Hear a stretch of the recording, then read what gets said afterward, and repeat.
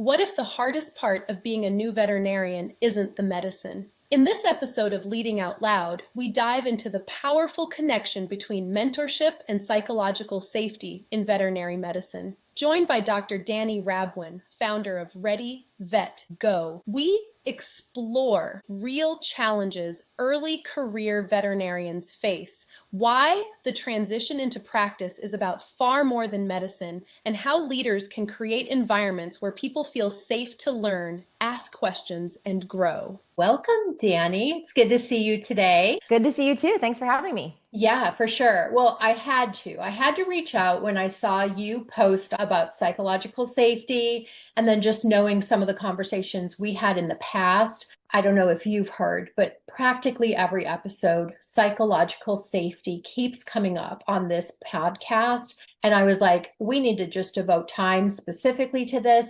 But then also, I really want to talk about the work you're doing with respect to mentorship. So, Dani, with that said, for listeners that maybe aren't familiar with your work, would you mind just walking us through your journey in vet med and kind of what led you to focus so heavily on mentorship for early career veterinarians? Yeah, I would be happy to. And yeah, like you, I'm hearing this psychological safety topic come up over and over again with the early career vets that I work with, and you're hearing it on your podcast. So it was kind of a natural progression for me to be talking about it with my mentorship program. Not a place that I ever expected to be as a veterinarian, talking on any platform at all about psychological safety. My journey is, it's interesting because it followed a path that I expected and then took a little bit of a pivot. I graduated from veterinary school in 2004. I went to UC Davis. I went into general practice medicine. I always wanted to be a GP. I loved our general practice veterinarian growing up. I really say that, while I did love animals as a child, I loved people. So my entry into vet med was a little bit different than some of my colleagues and peers in that I was really drawn to the people side of veterinary medicine. I loved our family veterinarian, and I just kind of wanted to be like him.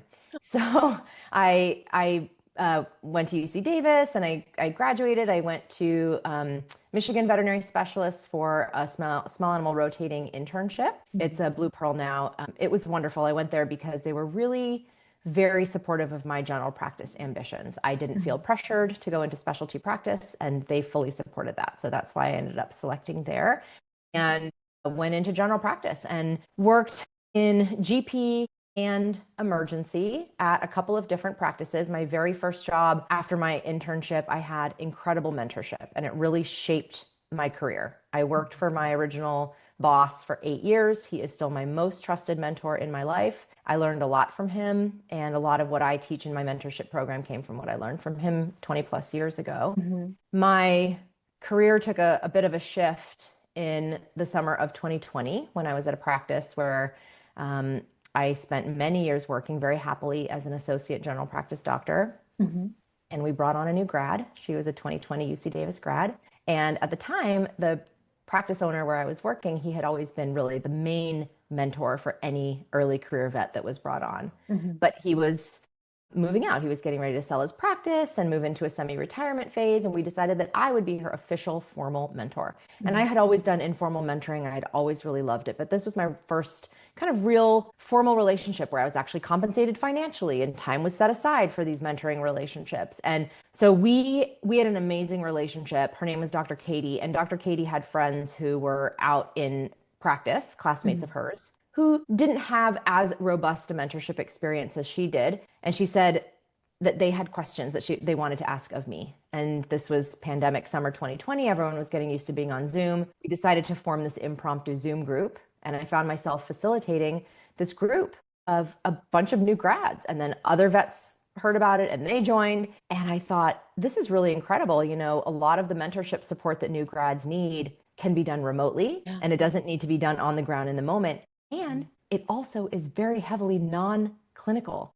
While they would come with a medical case, we all quickly realized in a vacuum, you know how to practice gold standard medicine. That's what you learned in school. But we're working with families and all of the things that come along with that. And that's the stuff that I love guiding early career vets with. And it launched this light bulb idea. And I just created a business plan, and I launched in 2022 with Ready Vet Go, which is my remote mentorship program, and it's gone from just me as a mentor to we now have 20 plus trained mentors, and we've worked with hundreds, going on thousands of early career veterinarians, and it's been really incredible. That is my journey in a nutshell. That's amazing. Dani, would you mind clarifying, maybe for those listening, we talk about new grads, and I know sometimes in the industry, people think only new grads need mentorship, but I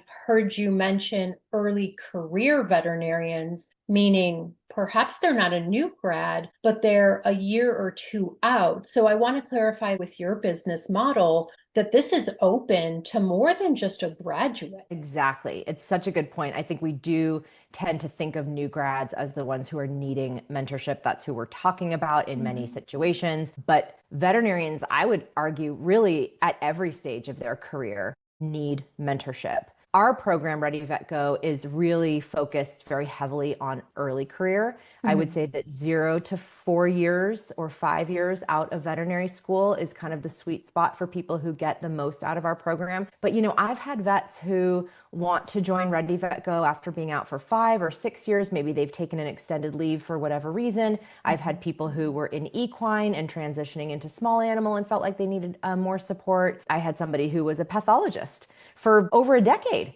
who's now coming back into clinical practice and has joined our program. So the content that we talk about, the support that veterinarians need is really similar at various stages. Ours right now is more focused just on the early career, but it's not to say that the information that we are sharing and the support that we're providing isn't really applicable to like all stages. Sure. In your experience, what is the biggest shock that a new grad faces when transitioning from vet school into clinical practice? Oh, it's such a good question. There are a few. I would say translating the medical knowledge that they learn in school into the patient that's in front of them attached to a family, both in terms of how do I navigate this medically and how do I navigate that with all of the context in which we're making decisions.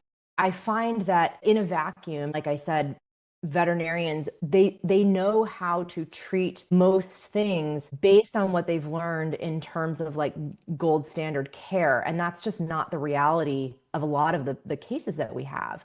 And so there's this challenge of translating this medical knowledge into the case that's in front of us. And then you layer on top of that this lower confidence that is totally expected and 100% normal. And I find that as early career vets or new grads, we tend to sometimes overcompensate for that lack of confidence by maybe wanting to share everything we know medically and saying a lot, using lots of medical terminologies just to show how much we know. And then we miss out on this human connection piece and the trust building piece with our clients. And that's what we focus a lot in our program. And when I'm working with early career vets is that trust building piece. So I think it's the translating all of the wonderful medical knowledge into the case that is in front of you. But then you add on top of that, with DVM comes leader. There's that title.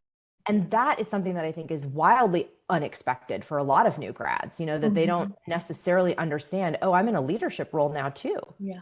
And then how am I going to be a leader in this clinic that I've just joined, where perhaps there's a senior technician or CSR who's been there for 20 years and I'm struggling with my own confidence and maybe imposter syndrome. So there's a lot. To summarize, when you ask what is the one thing, I think all the things that I'm sharing come back to one thing, that it's actually not medicine. I think that's the shock. It's not medicine.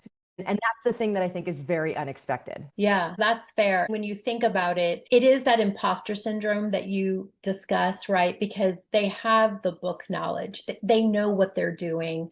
But now you are layering in, oh my gosh, people are looking to me for direction because, again, you're the doctor. You're the one on call, on staff, what have you. So everybody, all the paraprofessionals are looking to you. What do we do next? What do you want?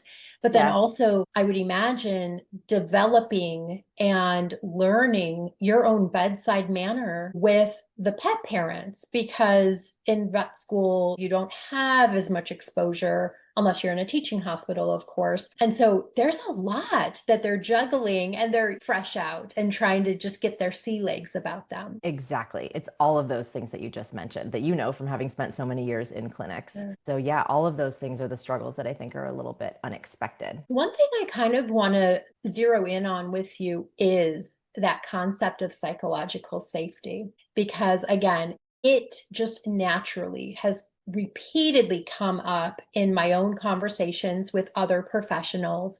It's a major convo in leadership circles today. In the context of veterinary medicine, what does psychological safety look like to you inside of the clinic? Safety to me inside of the clinic looks like a space that exists that allows for somebody to share when they have made a mistake without fear of retribution, when uncertainty is normalized. And a lot of this comes from top down. It's no surprise to me that this is being talked a lot about in leadership circles, because I do think that there is some onus on leadership in the clinic to create a psychologically safe space. We know that when there is psychological safety in any business, really, teams perform better. And that space really ought to be created and the tone set by leadership, but then everybody at an individual level within the team can help reinforce that psychologically safe space. And this is so important in vet med because literally when mistakes are made, we have lives on the line. And so it's especially important in our line of work that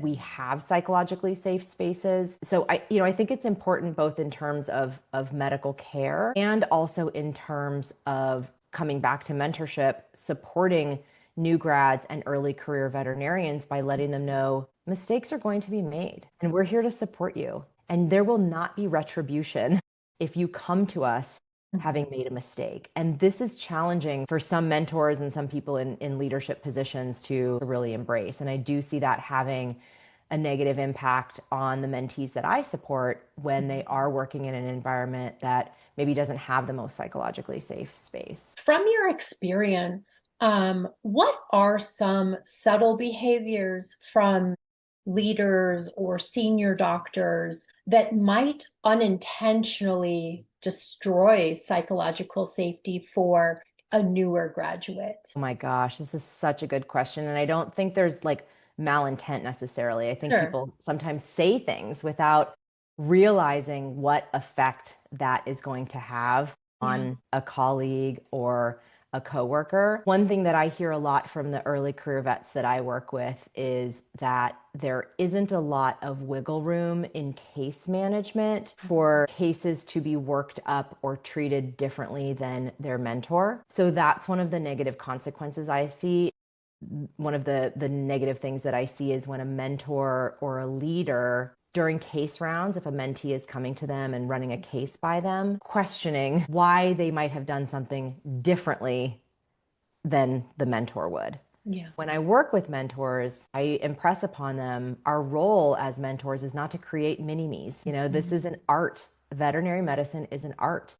And it's up to us to empower early career vets to find their own art of medicine. And as long as something is not contraindicated, why don't we allow people to try things? Sure. So I think questioning why something is done differently is a big way that psychological safety can be eroded by not sharing mistakes. When leadership doesn't share their own mistakes, I think that can kind of have a negative effect on psychological safety. And conversely, I think one of the most powerful ways that we can create psychological safety as leaders is by publicly sharing our mistakes or our uncertainty. Because when we do that as leaders, we're really modeling a space for our teams to participate in that as well. And I think that's a really powerful way to create a space of psychological safety. Yeah.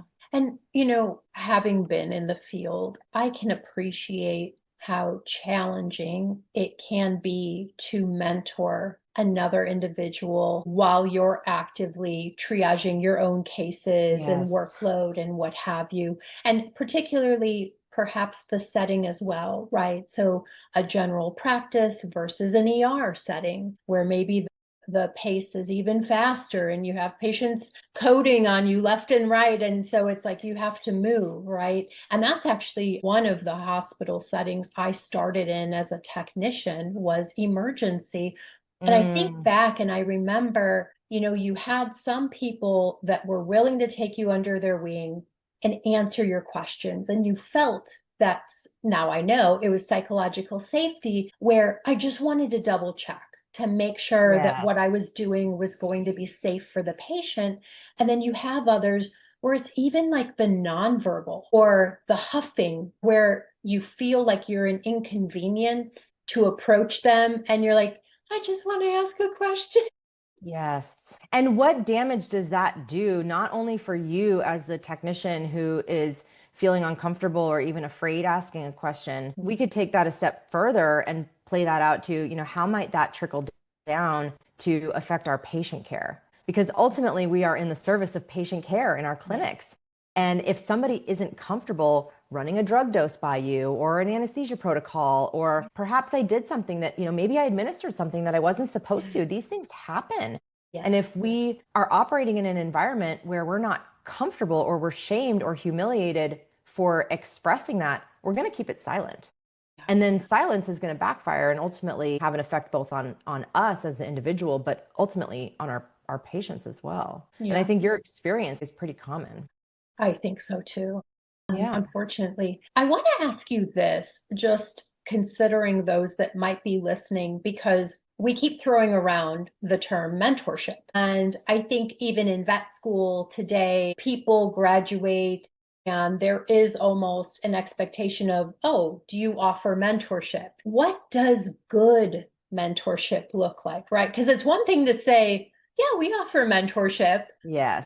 What questions maybe should a new graduate or early career veterinarian be asking about the on-site mentorship at a hospital that they're considering pursuing? You are so right. I mean, like psychological safety, mentorship is one of the hot topics that we are talking about in our field. An AVMA study, a chart of the month, came out last year in 2025 that was showing that mentorship is above salary for what new grads are looking for. And they're asking for it. Do you offer mentorship? And the answer usually is yes, we do.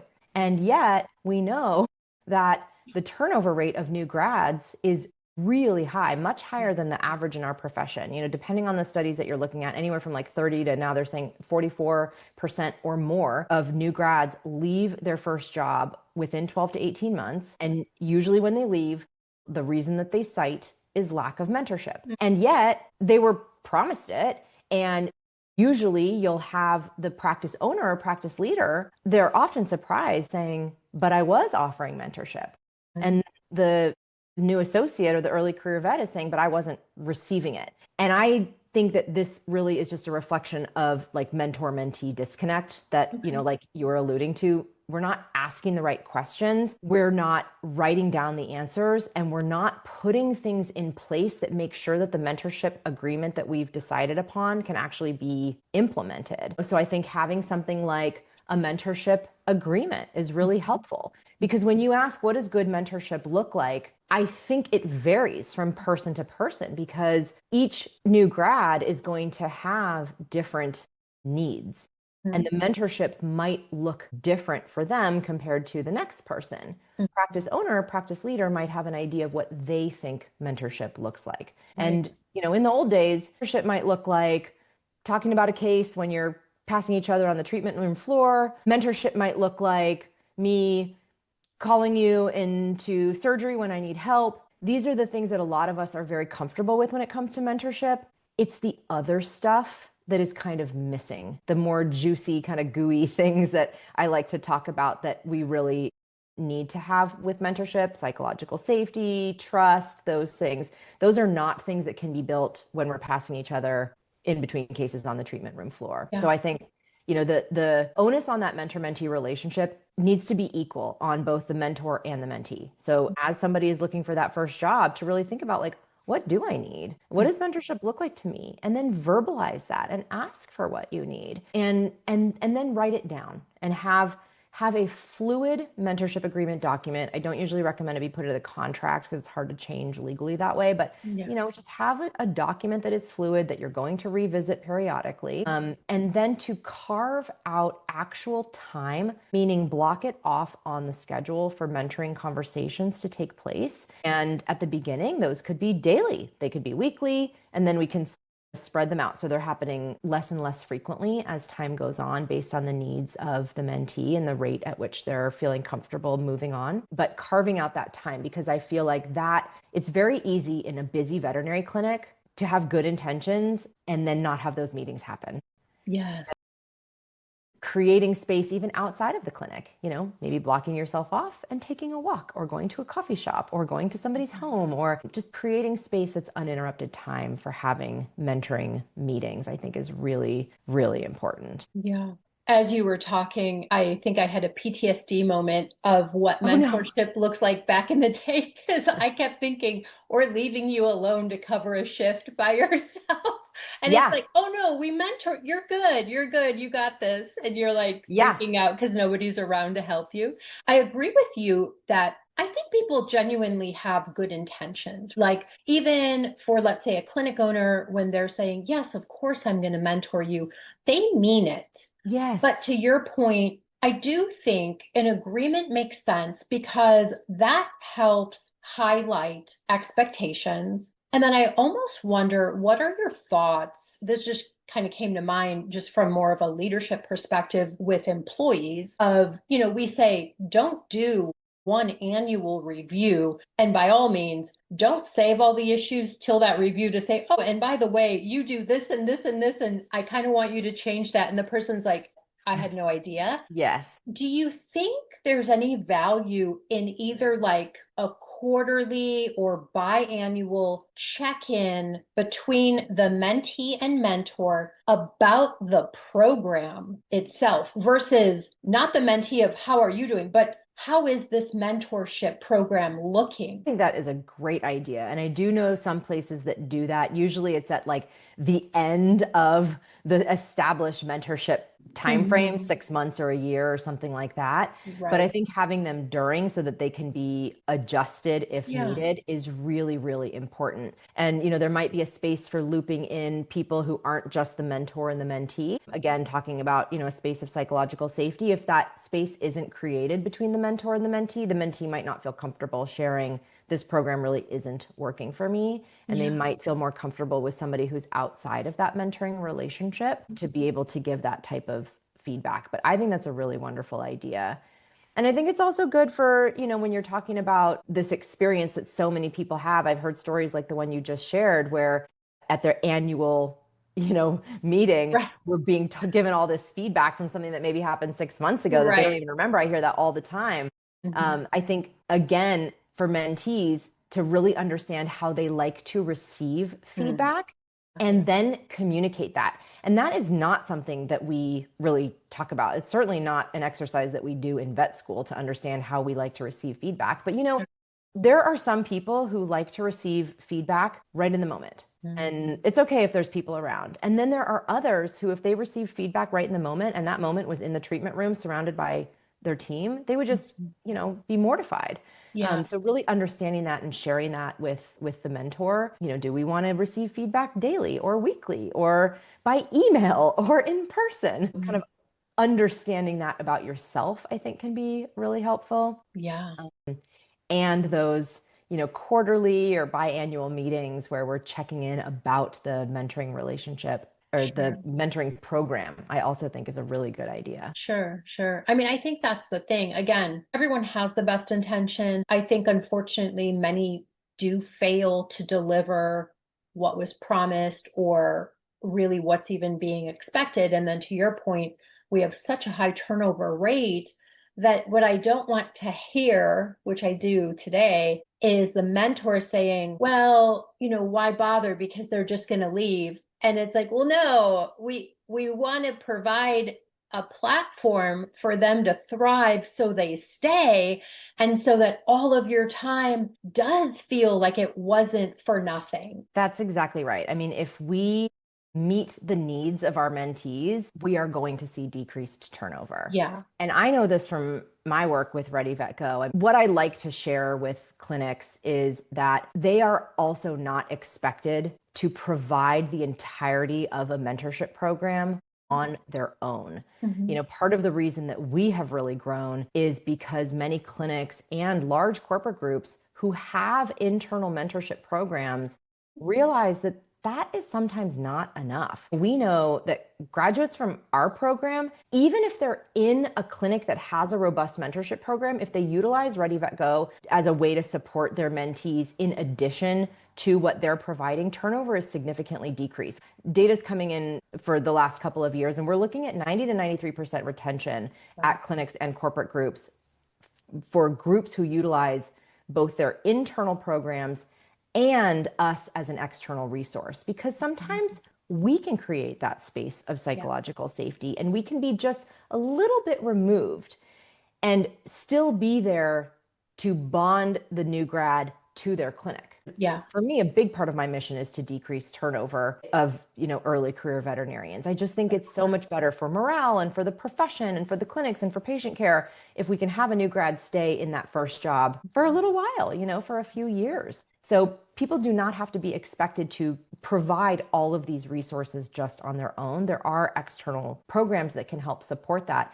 And then hopefully we'll start to hear less of people saying, why would I invest this time in a new grad if they're just going to leave anyway? Because then they're not going to leave. They're going to be bonded to your practice. Of course. Yes. I want to go back to imposter syndrome a tiny bit here. We've acknowledged that for many early career veterinarians, they kind of struggle with this. How could they differentiate between just normal early career learning curves versus feeling like they're failing? Yeah.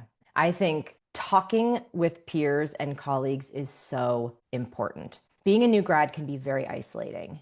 And a lot of the things that get us into and through veterinary school that we are rewarded for often come to bite us in the butt when we graduate. Things like perfectionism and competition. And it's really hard as you transition out of school and into practice to let go of those things because you've been rewarded for them your whole life. And so then it can be very isolating. And if you're not sharing those early career experiences with other early career vets, you might think you're the only one and that what you're going through is not normal. And I think that's the other reason why these groups like ours that are putting people together in peer groups and forming community are really resonating with people, because that is lacking in many spaces. And I find that humans right now in general, and early career vets in particular, are really hungry for that sense of community. Yeah. I think mentors can help normalize that lower confidence and imposter syndrome by sharing their own experiences. And I mean, even as an experienced veterinarian, the mentors are probably having their own experiences of imposter syndrome as they're taking on new roles and new challenges and sharing those and normalizing them. And I like to talk about confidence with the new grads because it's just, I think that lack of confidence is what plays into this imposter syndrome or feeling like a failure. And I have actually learned a lot about confidence over the last year in conversations that I've had with other leaders in the field. I used to feel like my job as a mentor was to boost the confidence of my mentees so that they would feel comfortable going and doing something. And I have completely shifted because I have learned from people smarter than myself who are experienced in this area who have set me straight, which is that confidence comes after you do the thing, multiple times even. Yeah. And it can be our job as mentors, rather than to just boost the confidence to get somebody to feel comfortable to do something, to normalize that it takes a while to get that confident. And sometimes we have to take risks. I talk about with early career vets setting smarter goals, not just smart goals, like we all know those. Right. Smarter, exciting, and risky, because the learning curve is so steep as a new grad. So many things are going to feel like a risk.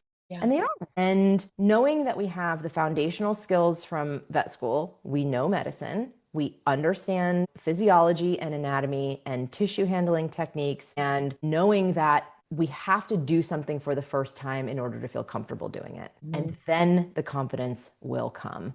And I find that when we talk in language that way, that it really helps kind of reframe these feelings of imposter syndrome and just kind of normalizing this lower confidence. And mentors can play a really big role in that as well. Dani, one thing that I really liked about your program when we had talked years ago was the manner in which you create the cohorts for the new grads, where they are coming from different consolidators, sometimes private practice. And I really liked that concept because I also find just in other mentorship styles that they create a little community amongst each other.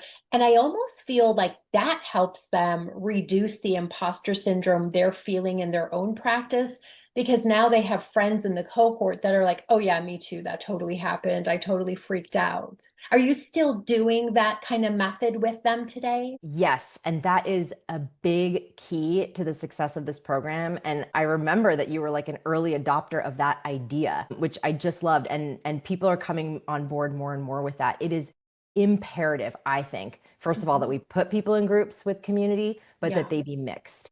And the reason it decreases turnover in that sense is because now the grass may only look greener at another clinic. And then you quickly realize, oh no, these challenges that I'm having are quite universal. They become more normalized. So yes, that is really what we do. Not only are the groups in cohorts of many people, but we break the cohorts down into small groups that we call packs. And packs are 3 to 5 individuals from different practices also that we put together. And they meet twice a month, usually in the evening or on the weekends when they're not in the clinic. Talk about psychological safety. This is a safe space that is created where you can talk about whatever you want to talk about. Again, you can really learn from your colleagues and peers that some of the challenges that you are struggling with are happening in not only another consolidator group or independent practice, but if you're in a rural practice, colleague might be experiencing the same thing in their urban practice, or mixed animal versus small. I had a learning curve when I first started this program. I formed pack groups, the small groups, based on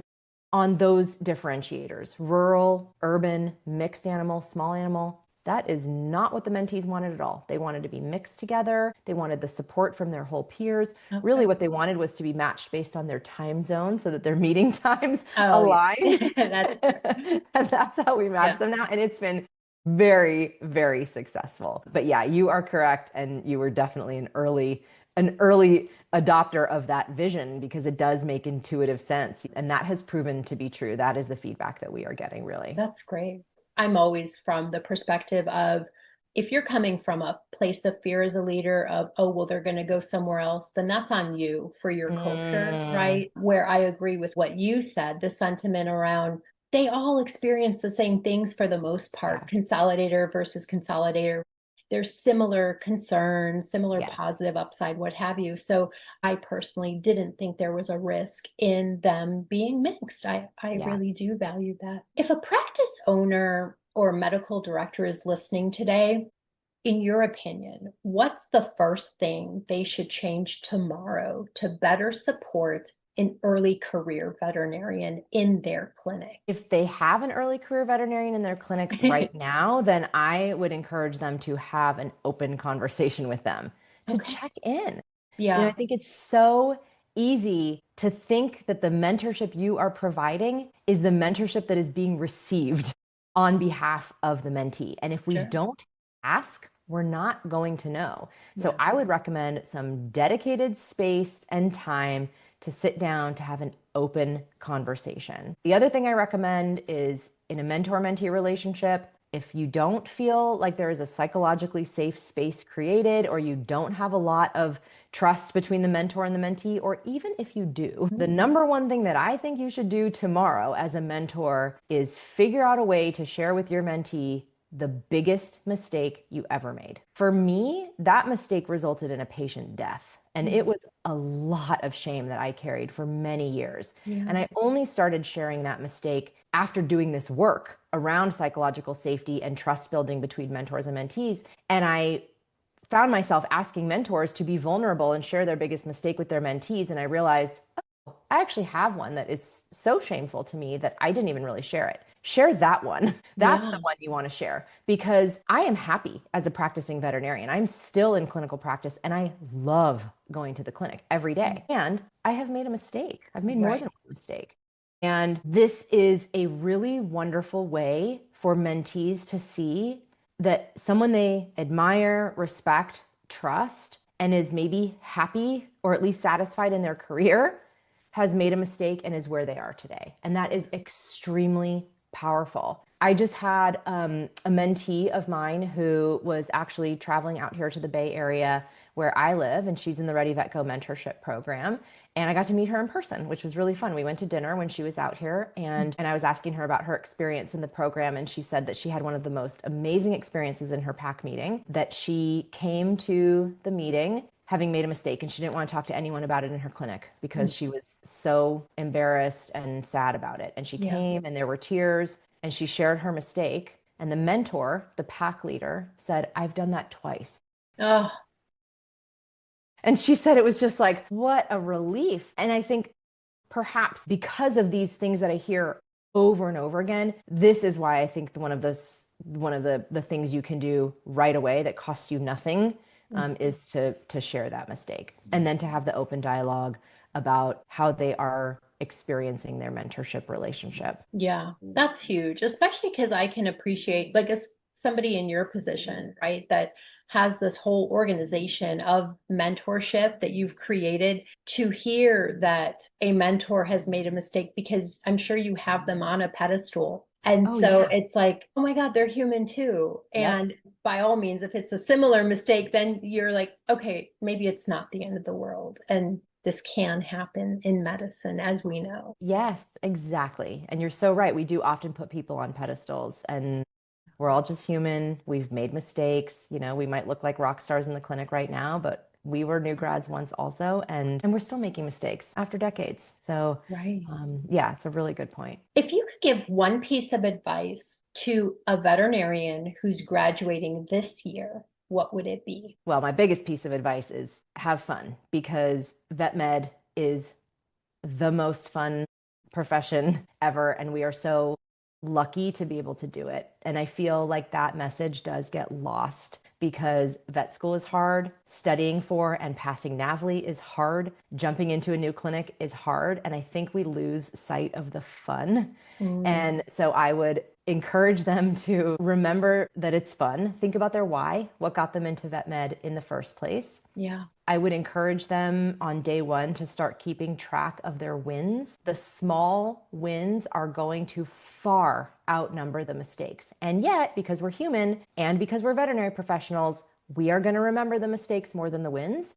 And the wins are, you know, things like remembering your clinic's vaccination protocol, or connecting with a client, or taking a lunch break, or drinking water during the day. Like, these small wins are what are going to sustain us through this profession in the long haul. And writing them down, keep a wins log or a journal. Mentors can do this for their mentees as well. Point these things out, because we take them for granted. So have fun, remember your wins, and get a mentorship agreement in writing, at least a small skeleton of one, to prevent mentor-mentee disconnect, so that you can stay at your first job and not feel like you have to leave due to lack of mentorship. Yeah.